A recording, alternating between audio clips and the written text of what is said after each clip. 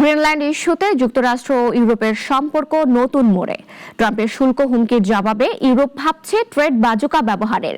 এতে কিভাবে প্রভাব পড়বে বৈশ্বিক অর্থনীতিতে? যুক্তরাষ্ট্র কি হারাচ্ছে তার ঘনিষ্ঠ মিত্রদের? বিস্তারিত প্রতিবেদনে। যুক্তরাষ্ট্র ও ইউরোপের দীর্ঘদিনের মিত্র সম্পর্ক এখন বড় ধরনের বাণিজ্য সংঘাতের মুখে।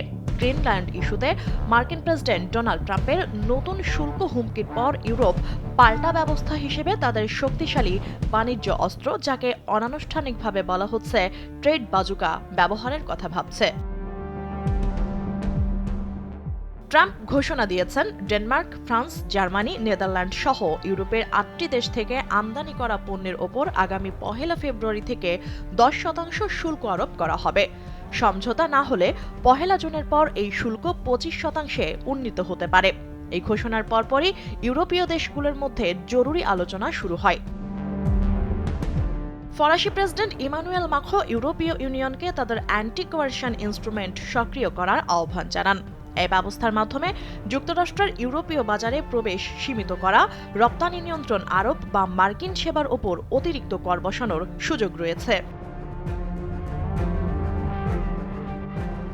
বিশ্লেষকদের মতে এই পাল্টাপাল্টি শুল্ক আরোপ যুক্তরাষ্ট্র ও ইউরোপ দুই অর্থনীতির জন্যই ঝুঁকিপূর্ণ। বাড়তি শুল্ক ইউরোপের জিডিপি কমাতে পারে, একই সঙ্গে যুক্তরাষ্ট্রে বিনিয়োগ ও নিয়োগ কার্যক্রমে অনিশ্চয়তা বাড়াবে। ইতিমধ্যে অনেক মার্কিন কোম্পানি ভবিষ্যৎ সিদ্ধান্ত স্থগিত রেখেছে। বিশেষজ্ঞরা সতর্ক করে বলছেন, তাৎক্ষণিক অর্থনৈতিক ক্ষতির চেয়েও বড় ঝুঁকি দীর্ঘমেয়াদে মিত্রদের আস্থা হারানো।